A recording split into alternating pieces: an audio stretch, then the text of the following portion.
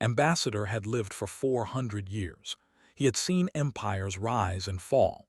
He had watched species discover fire and then burn themselves with it. He had signed treaties that saved billions and broken promises that killed millions more. In all that time, he believed he understood power. He believed he knew what made a species dangerous. He was wrong. The day the humans came to the Galactic Assembly, stood at the observation window of the great station orbiting Prime. Behind him, diplomats from 100 worlds whispered and laughed. The Dominion, his people, had ruled these stars for 3,000 years. They had seen every kind of creature crawl out of their birth worlds and reach for the sky. Most of them were forgotten now. Dust and memory. The human ship was small. It drifted toward the docking port like a leaf on still water. No weapons visible. No armor plating. Just a simple vessel carrying simple creatures from a simple world called Earth. Watched it dock and felt nothing. Another young species. Another brief chapter in the endless book of galactic history. The human delegation entered the assembly hall an hour later. Counted 12 of them. They wore dark uniforms with small symbols on their chests. Their leader was a man with gray hair at his temples and lines around his eyes that suggested he smiled often. His name was Admiral Park. Beside him walked a woman with sharp eyes and straight posture. Captain. Behind them came scientists, translators, and cultural advisors. They looked so fragile. Had studied the reports on humanity. No natural armor, no poison glands, no telepathy. No ability to survive in vacuum or breathe underwater. They could not run faster than most predators. They could not see in darkness. Their claws were blunt, their teeth small. By every measure that mattered, they were prey animals who had somehow stumbled into space. And yet they smiled. They smiled at everyone.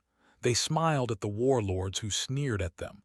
They smiled at the diplomats who ignored them. They smiled at the insect-like who refused to share breathing space with mammals.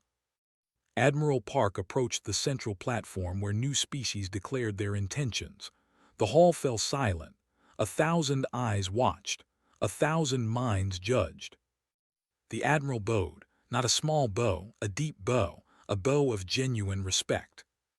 "We come in peace," he said. His voice was soft but clear. "Earth sends its greetings to all peoples of this galaxy.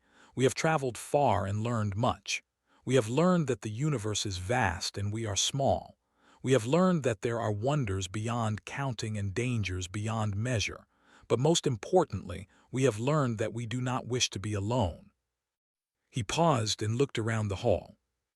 "We ask only for friendship. We offer only our hands. We hope that together, we might build something worthy of the stars that watch over us all." Silence followed his words. Then the laughter came. It started with their high commander, a massive creature covered in bone plates and scars, let out a barking laugh that echoed through the hall. Others joined him. The clicked their approval of the joke. The rumbled with amusement. Even some allowed themselves small smiles. Did not laugh. He watched the humans instead. They did not react. Their smiles did not fade. Their postures did not change. Admiral Park simply waited until the laughter died, then bowed again. "We understand," he said. "We are new, we are young, we have much to prove. We ask only for the chance to prove it." The assembly granted humanity provisional membership that day. It was a formality. No one expected them to matter. They were assigned a small corner of space far from important trade routes. They were given access to basic technology and limited trading rights. They were told to be grateful. They were grateful, embarrassingly, genuinely grateful. Over the following months observed the humans with growing confusion. They did not behave like any species he had encountered. When they negotiated trade agreements, they gave more than they took. When they encountered disputes, they sought compromise before conflict. When other species insulted them, they responded with patience. Captain became a familiar presence in the diplomatic halls. She learned the customs of every species she encountered. She remembered names. She asked about families.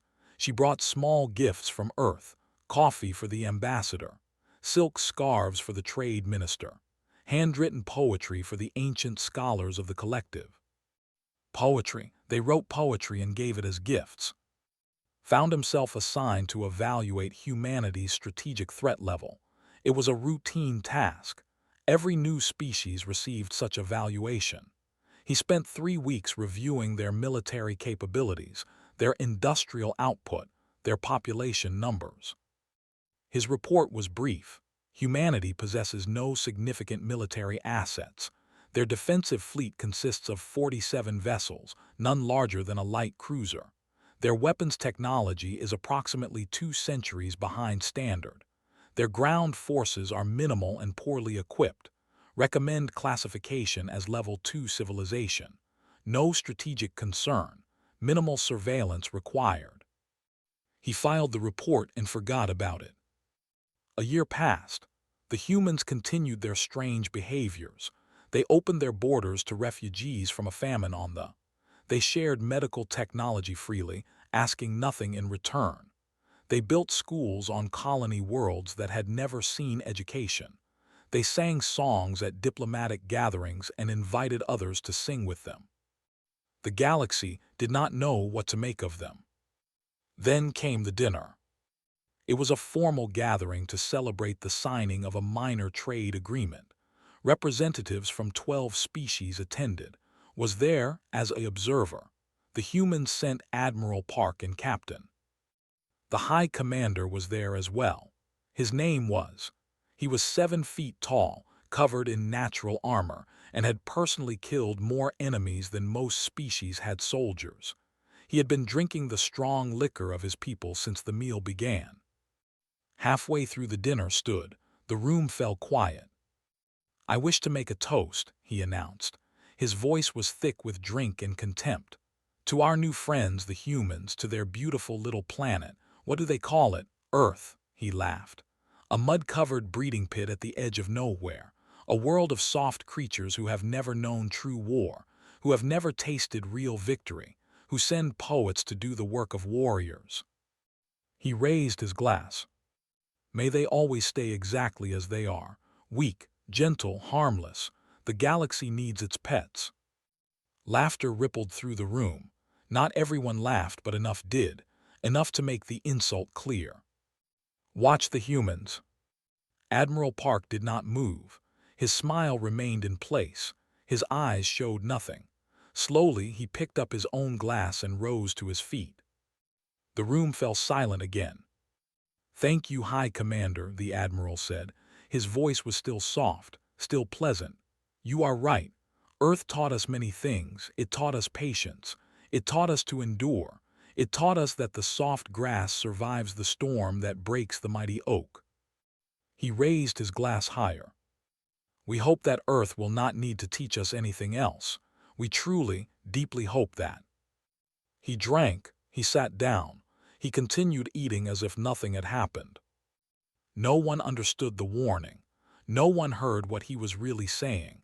They saw a weak man accepting an insult with grace. They saw prey submitting to predator. Saw something else. For just a moment, he saw something flicker in Captain's eyes. Something cold. Something old. Something that did not belong in the eyes of a species only 3 centuries into space travel. But the moment passed, and he convinced himself he had imagined it. He amended his report that night. He added a single line. "Humans appear to possess unusual emotional control. Further observation may be warranted." He did not request further observation. 3 years later, he would remember this dinner. He would remember the Admiral's words and the Captain's eyes. He would remember the moment when the galaxy had its last chance to understand what humanity truly was. They had all been given a warning. None of them had listened. The storm was coming, and the grass was about to inherit the earth. The colony world of Nu was beautiful in the morning light. Green hills rolled toward distant mountains. Rivers cut through valleys where farmers grew rice and wheat, and strange alien fruits they had learned to cultivate. Children played in streets lined with flowering trees. Old men sat in parks and remembered Earth. Young couples walked along the waterfront and dreamed of futures that would never come. 847,000 people lived on Nu. They had built their world from nothing. They had carved farms from wilderness and raised cities from dust. They were proud of what they had made. They were happy. On the morning of the massacre, a little girl named was eating breakfast with her family. She was 6 years old. She liked drawing pictures and singing songs and chasing her older brother through the garden. She did not know that warships had entered orbit. She did not know that her world had been chosen to send a message. The first bombs fell at exactly 7 minutes past sunrise. Ambassador received the footage 3 hours later. He was in his office on the reviewing trade reports. His assistant entered without knocking. Her face was pale. "Sir," she said, "you need to see this." The footage had been broadcast across 50 star systems. They wanted everyone to watch. They wanted the galaxy to see what happened to species that did not show proper respect. Watch the recording in silence. He watched soldiers march through burning streets. He watched them drag families from their homes. He watched them line up civilians against walls and shoot them one by one. He watched children scream for parents who were already dead. He watched old women beg for mercy in a language their killers did not speak. He watched a commander stand before a camera and smile. "This is the price of disrespect," the commander said. The humans thought they could ignore the natural order. They thought their weakness made them safe. They were wrong. Let this be a lesson to all young species who dream of equality. There is no equality. There is only power, and power belongs to those willing to use it. The footage showed the central city burning. It showed mass graves being dug by machines. It showed the last survivors being herded into camps where they would wait for death. Turned off the recording. His hands were steady, his heart was not. He had seen massacres before. The galaxy was not a kind place. Species rose and fell. The strong consumed the weak. This was the way of things. This was the order that the Dominion had maintained for 3,000 years. But this was different. They had not attacked a military target. They had not conquered territory or seized resources. They had simply killed. They had killed farmers and teachers and children. They had killed people who had never held weapons. They had done it slowly, carefully, and publicly. They had done it because they could. Contacted the Galactic Council immediately. Emergency sessions were called, diplomats gathered, speeches were made, condemnations were issued. Nothing was done. The Dominion expressed deep concern, but reminded everyone that internal species conflicts were not subject to intervention. The collective called for an investigation that everyone knew would never happen. The suggested economic sanctions that no one would enforce. They had calculated correctly. No one would risk war for a species that could not defend itself. No one would sacrifice their own people for soft creatures who wrote poetry and gave away medicine for free. Nu burned alone. For 3 days the galaxy watched and waited for humanity's response. They expected tears. They expected begging. They expected desperate pleas for intervention. Instead, there was silence. Human space went quiet. Their ambassadors left their posts without explanation. Their trade ships returned to port. Their communication channels closed one by one. For 11 days, not a single transmission left human territory. Not a single ship crossed their borders. Not a single voice spoke to the outside galaxy. The celebrated. "They weep like the prey animals they are," High Commander announced. "They hide in their dens and mourn their dead. This is what happens when soft species reach above their place." Was not so certain. He tried to contact the human delegation. His messages went unanswered. He tried to reach their embassy on Prime. It was empty. He tried to access their public communication networks. They were dark. On the 8th day of silence, he received a single automated response. It came from Rear Admiral, just one line. We are in mourning, please do not disturb us. We are remembering our dead. That night could not sleep. Something was wrong, something was very wrong. He went to the archives, the maintained records on every species in the galaxy. He found the human files and began to read. He read about their history. He read about a species that had spent 200,000 years fighting for survival, ice ages that froze their world, plagues that killed half their population, predators that hunted them in darkness, and worst of all, each other. He read about their wars, not the small conflicts that most species experienced, but wars that consumed entire continents, wars that killed millions, wars fought with weapons designed to cause maximum suffering, wars that ended with cities turned to ash and fields turned to poison.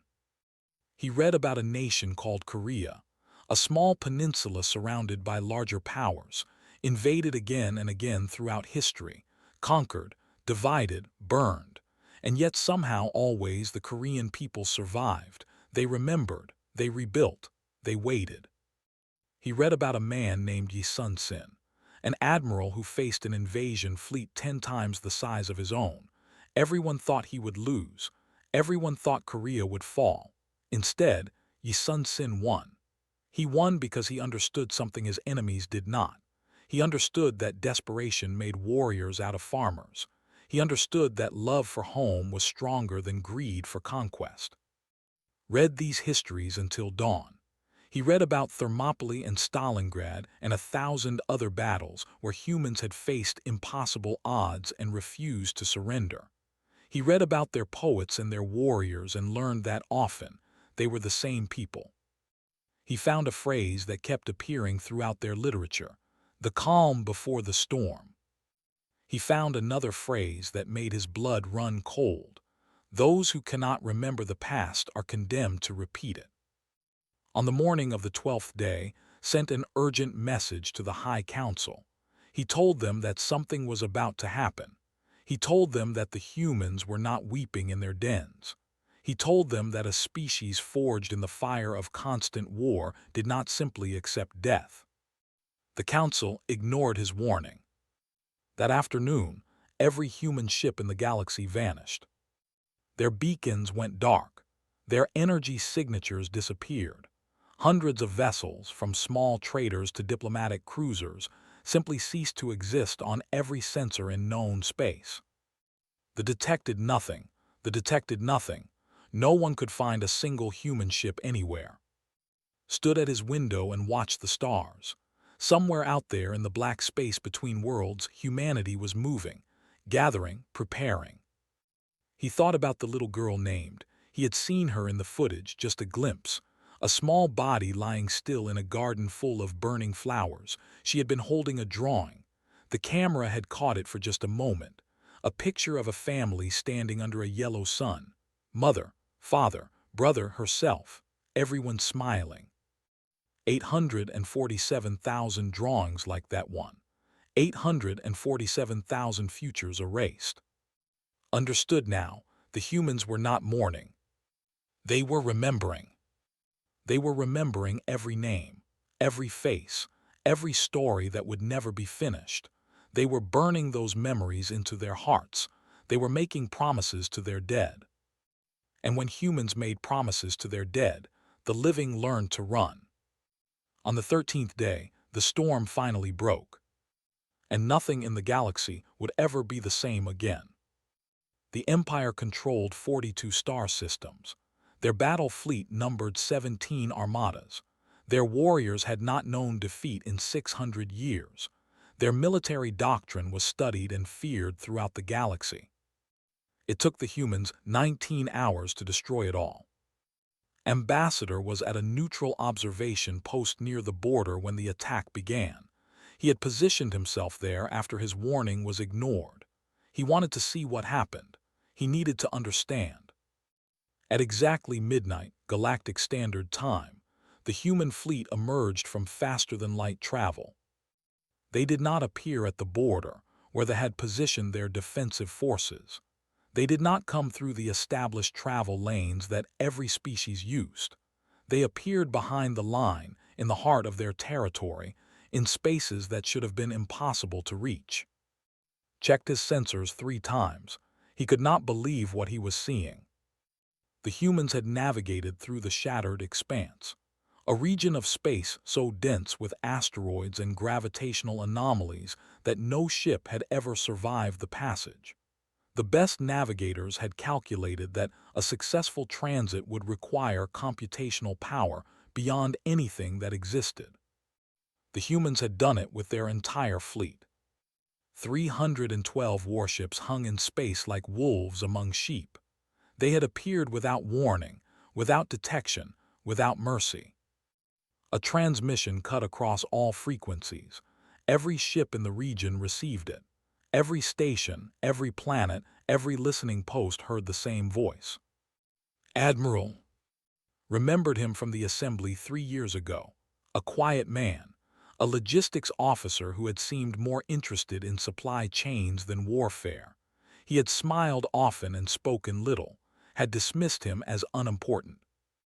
Now his voice filled the void between stars. It was calm. It was cold. It carried the weight of 847,000 dead. This is Admiral of the United Earth Navy. You killed our people. You killed our children. You broadcast their deaths as entertainment. A pause. The static of deep space filled the silence. We will not negotiate. We will not accept surrender. You wanted to teach us our place in the galaxy. Now we will teach you yours. The response was immediate. High Commander, the same warrior who had mocked humanity at the dinner years ago, ordered his forces to attack. His voice was confident. 17 armadas against 300 ships. The numbers favored him. The numbers were meaningless. Watched the battle unfold on his sensors. He watched and he did not understand. Human ships moved like nothing he had ever seen. They did not fight in formations. They did not follow predictable patterns. They moved as if they shared one mind, one purpose, one hatred. When a ship turned, human weapons were already firing where it would be. When fighters launched, human interceptors were already among them. Their weapons were wrong. All the intelligence reports had said human weapons were primitive, basic kinetic projectiles, simple energy beams, 2 centuries behind standard. The reports had lied. Human-fired projectiles at speeds that should have torn the ships apart from recoil alone. Their energy weapons cut through armor like it was paper. Their missiles did not simply explode. They burrowed into hulls and released something that dissolved metal from the inside. They had hidden nothing from the galaxy. Their strength was their pride. The humans had hidden everything. In the first hour, 4 armadas ceased to exist, not damaged, not retreating, destroyed, scattered into atoms across the void. High Commander demanded reinforcements. His remaining ships fell back toward there. They believed the planetary defenses would protect them. They believed that their orbital stations and ground batteries would turn the tide. They were wrong. The human fleet split into 3 groups. The first pursued the retreating. The second moved to eliminate the border defenses. The third, led by Admiral himself, drove straight toward the. By the 6th hour, communications were failing. Their command structure was collapsing. Ships that tried to surrender found their transmissions ignored. Ships that tried to flee found humans already waiting for them. Intercepted a transmission from a captain to his family. The warrior's voice was shaking. They do not stop. They do not slow. They do not make mistakes. It is like fighting a storm. It is like fighting death itself. On one of the contested stations, the commander tried a desperate strategy. He gathered human prisoners from captured ships. He put them in front of the cameras. He threatened to kill them unless the humans halted their advance. Major Han responded. She led a team of 12 soldiers onto the station through a maintenance shaft that intelligence had marked as impassable. Her team moved through the corridors like shadows. They killed every between them and the hostages. They did not wound. They did not capture. They killed with precision that spoke of training beyond anything had imagined. The hostages were freed in 11 minutes. The station's reactor overloaded 4 minutes later. Major Han and her team were already gone. Found another intercepted transmission. This one was from a human soldier to his wife. It was not meant to be heard by anyone else. I am doing terrible things, my love, things I will never be able to forget, but I am doing them so our children never have to, so no other father has to watch his daughter die, so no other mother has to bury her son.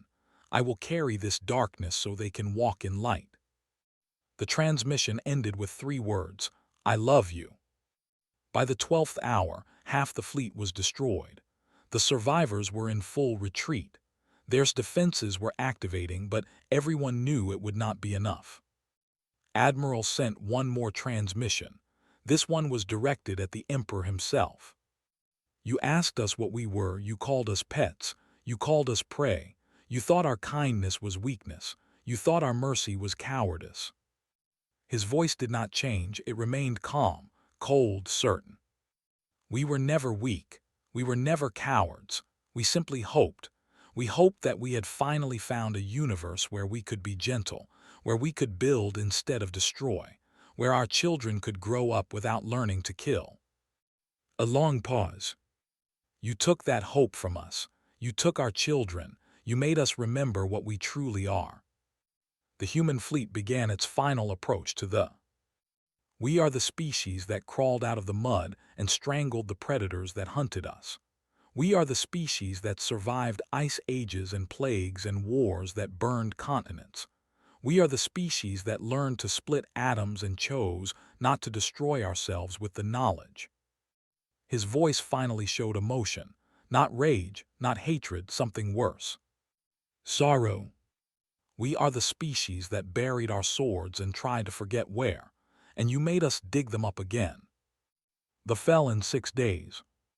Not destroyed. The humans did not glass the planet from orbit as they would have done. They landed soldiers. They fought building by building, street by street. They captured military installations and government centers. They protected civilian areas and infrastructure. They wanted the Emperor alive.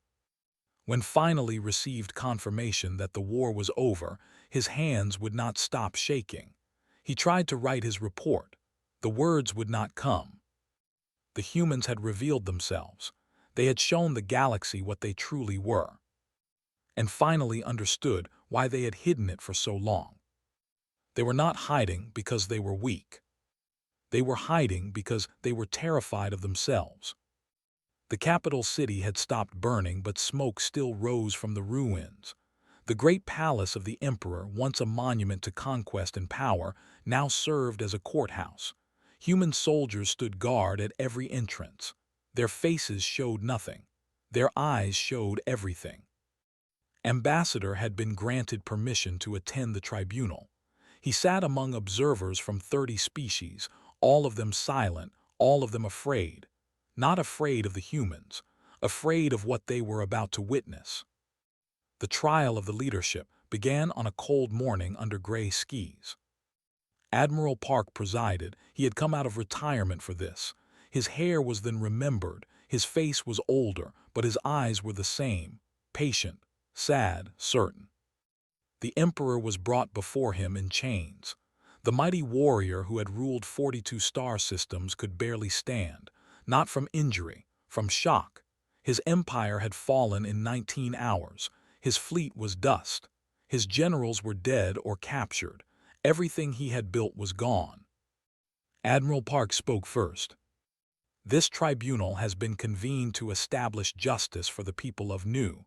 847,000 souls were murdered. They were not soldiers. They were not threats. They were farmers and teachers and children. They were human beings who wanted only to live in peace. He paused and looked at the Emperor. You ordered their deaths. You broadcast their suffering. You called it a lesson. Today, you will learn what humanity does with lessons. The trial lasted 4 days. On the first day, the humans presented evidence. Not arguments, not accusations. Evidence. Footage of the massacre. communication records proving the Emperor had given direct orders, testimony from the few survivors who had escaped the camps. On the second day, they read the names. All of them, 847,000 names, spoken aloud one by one into the silence of the courtroom. It took 31 hours. Shifts of human officers took turns reading. Their voices never wavered. They pronounced each name carefully, respectfully, as if the dead could hear them. Age 6, student, daughter, artist. Park, age 43, farmer, father, husband. Age 78, grandmother, teacher, poet. Name after name after name. The observers from other species began to leave during the reading. They could not bear it, stayed. He owed it to the dead. He had done nothing to save them. The least he could do was remember them. On the third day, Admiral Park addressed the Galactic Council. The council had sent representatives to observe the tribunal. They sat in a special section, protected by diplomatic immunity, watching with expressions that mixed horror and calculation. Admiral Park stood before them. He did not bow, he did not smile. "You watched," he said. "When our people burned, you watched. When our children screamed, you watched. You calculated that we were too weak to matter. You decided that our lives were an acceptable loss." His voice remained level. That was the terrible thing. He was not shouting. He was not threatening. He was simply stating facts. "We came to this galaxy with open hands. We offered friendship. We offered help. We asked only for the chance to build something good among the stars, and you looked at us and saw prey." He turned to face the observers. "We were never prey. We were hope. We were the hope that maybe, after 200,000 years of war and suffering, we had finally found a universe where we could be better, where we could be gentle, where our children could grow up without learning to kill." He closed his eyes for a moment. "You killed that hope, all of you, not just all of you who watched and did nothing, all of you who calculated that our deaths did not matter enough to risk your comfort." Silence filled the hall. "We will not forget. We will not forgive, but we will not become what you expected us to be. We will not burn your worlds. We will not slaughter your people. We will not rule through fear." He opened his eyes. "We will do something worse. We will remember, and we will make sure the galaxy remembers too." On the fourth day, judgment was delivered. The Emperor and his war council were sentenced to imprisonment for the rest of their natural lives, not death. The humans refused to grant them the honor of a warrior's end. They would live. They would watch their empire become a memory. They would grow old knowing that everything they had built was being dismantled. The empire was dissolved. Its territories became protectorates under human administration. Its military was eliminated. Its name was removed from official star charts. Where the empire had stood, there was now only the remnant, a broken people with a broken past, learning to live without the sword. After the tribunal sought out Rear Admiral, he found her standing alone on a balcony overlooking the ruined city. The smoke had finally cleared. The sky was blue. He did not know what to say. He had prepared speeches, apologies, explanations. None of them seemed adequate. She spoke first. "You are wondering if we would have done this to you." He nodded. "Yes," she said, we would have done worse. They were cruel, but they were also stupid. They announced their intentions. They gave us time to prepare. They did not understand what they were facing." She turned to look at him. Her eyes were tired, so tired. "If they had attacked us, you would not have had 19 hours of warning. You would have had 19 seconds. We would have struck your first, your colonies second, your fleet third. We would have ended your civilization before you knew the war had begun." Felt cold despite the warm air. "Why did you hide your strength?" "Because we hate it." Her voice was soft. "We see what we are capable of and it terrifies us. Every human carries a monster inside them. We spend our whole lives learning to keep it caged, learning to be kind instead of cruel, learning to build instead of destroy. She touched a pendant at her throat, a small piece of blue stone, earth.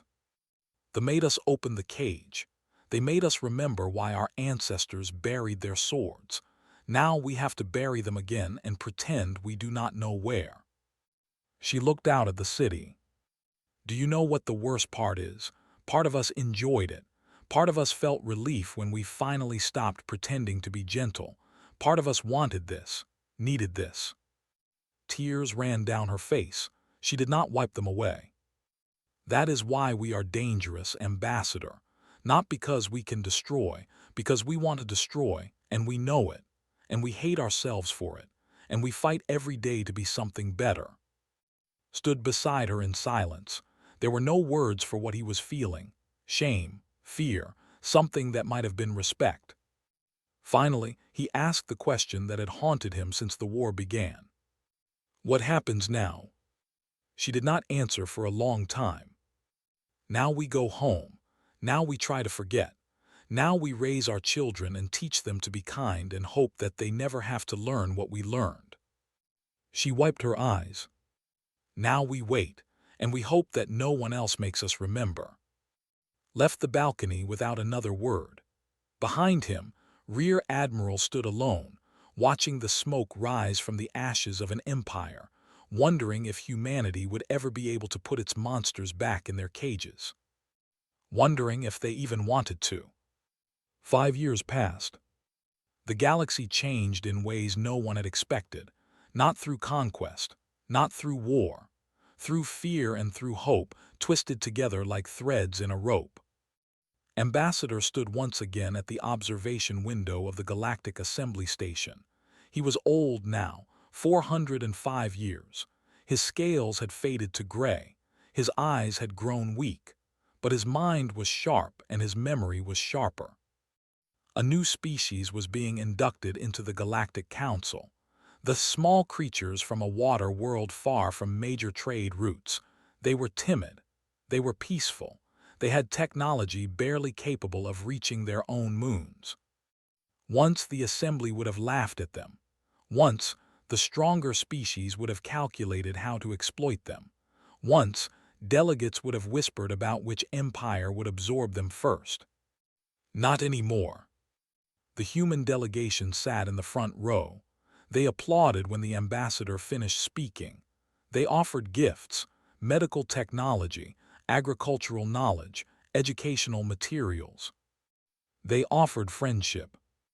And every species in the hall watched them do it with expressions of careful respect. The galaxy had not forgotten new. The galaxy had not forgotten the 19 hours that changed everything. The remnant served as a constant reminder of what happened to those who tested human patience. But something else had changed too. Human ships patrolled the borders of developing worlds, protecting them from predators. Human diplomats mediated disputes between ancient rivals. Human doctors worked in hospitals across 100 planets, saving lives without asking for payment. The kindness was real. Had studied it for 5 years. He had watched humans give and give and give, asking nothing in return. He had seen them weep at funerals for species they had never met. He had heard them laugh with children who did not speak their language. The kindness was real. And so was the fear. Every species maintained a full diplomatic mission on Earth now, not because they wanted to trade, because they wanted to watch. They wanted warning. They wanted to know if the humans ever stopped smiling. The Galactic Council's laws had been rewritten. New protections for developing civilizations. New restrictions on military action against populated worlds.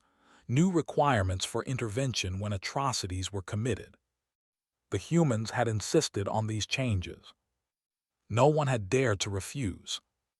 After the ceremony, requested a private meeting with the new human ambassador. Her name was. She was young by human standards, 30 years old. She had gentle eyes and a reputation for charitable work. She had spent the years since the war helping rebuild the remnant.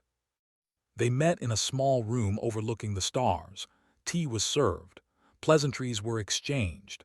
Then asked the question he had carried for 5 years. What are you truly? Considered the question. She did not seem offended. She did not seem surprised. She simply thought about it with the same care she might give to any serious inquiry. We are what you made us, she said finally, and we are what we choose to be despite it. She gestured toward the viewport. Earth hung in the distance, a small blue dot against the infinite black. Our world tried to kill us for 200,000 years. Ice ages, plagues, predators, our own kind. We survived by learning one simple truth. What truth? That anything preserved by cruelty can only be destroyed by greater cruelty, or by something stronger. Leaned forward. What is stronger than cruelty? She smiled. It was a real smile, warm, genuine, the first truly warm expression he had seen from a human since new. The decision to be kind when you do not have to be, the choice to build when you could burn, the strength to put down your sword when every part of you wants to keep fighting. She touched the window, her fingers tracing the outline of distant stars. They had the power to destroy. We had the power to stop them. But the power that actually changes things is different. It is the power to choose what happens next. I do not understand. You do, she said. You have lived for centuries. You have seen empires rise and fall. You know that fear does not last. You know that strength fades. You know that every conqueror eventually falls. She turned to face him. What lasts is what we build, what we teach, what we give to those who come after us. The left nothing but ashes. We want to leave something better. And if someone threatens that, if someone attacks you again. Her smile did not fade, but something shifted behind her eyes. Something old, something cold. Then we will do what we must. We will hate every moment of it. We will mourn every life we take. And when it is over, we will bury our swords again and try to forget where. She paused. But we will not forget. We never forget. That is our curse and our strength. We remember everything, every kindness, every cruelty, every chance we were given, every chance we were. She stood and moved toward the door. The galaxy fears us because we can destroy, but we fear ourselves for the same reason. That fear is what keeps us human. That fear is what makes us try to be better. She stopped at the threshold. We hope you never have to see what we become when we stop being afraid. Then she was gone. Sat alone for a long time. The stars burned outside the window, ancient, eternal, indifferent to the small creatures who fought and died among them. He thought about his career, the treaties he had signed, the wars he had witnessed, the species he had watched rise and fall. He thought about New, about Little and her drawing of a family under a yellow sun, about 847,000 stories that ended too soon. He thought about the humans, the gentle monsters, the kind killers, the species that could destroy the galaxy and chose to save it instead. Finally, he returned to his quarters. He found his old report, the one that had called humanity harmless, the one that had recommended minimal surveillance, the one that had dismissed them as prey. He burned it. Then he wrote a new one, a final report, addressed to future generations of diplomats who would encounter humanity in the centuries to come. Never mistake gentleness for weakness. Never assume that those who choose peace cannot choose war, and never harm those under the protection of humanity. He paused, searching for the right words. They are not the monsters of this galaxy. They are the ones who decide whether monsters are allowed to exist. Treat them with respect. Treat them with honesty. And above all, treat them with kindness. He added one final line. Because kindness is the only language they truly want to speak. And if you force them to speak another, the galaxy itself will weep. Far from the assembly, on a quiet hill overlooking the rebuilt city of New, Admiral stood before a memorial wall. 847,000 names were carved into the stone. 847,000 lives remembered. His granddaughter held his hand. She was 7 years old. She had her grandmother's eyes and her father's smile. "Grandfather," she said, "why are you crying?" He knelt beside her, his old knees protesting. He touched the wall gently, his fingers tracing names that meant nothing to her and everything to him. "Because I hope you never learn what I learned, little one. I hope the universe is kind to you. I hope you only ever know the humans we want to be." She hugged him, not understanding. Above them, the stars burned eternal and cold. Ships moved through the darkness, carrying people to worlds beyond counting. The galaxy continued its endless dance of life and death, creation and destruction. But on this small hill, on this small world, in this small moment there was warmth. There was hope. There was a grandfather teaching his granddaughter that kindness was strength, and mercy was courage, and love was the only thing worth fighting for. Somewhere in the vast darkness between galaxies, other species told their children stories about the gentle monsters called humans, the species that buried their swords but never forgot where, the species that could end worlds but chose to heal them instead, the species that wept for their enemies and laughed with their friends and somehow, against all odds, kept trying to be better. The story of humanity had not ended. It was only beginning. And the universe held its breath, wondering what kind of story it would be.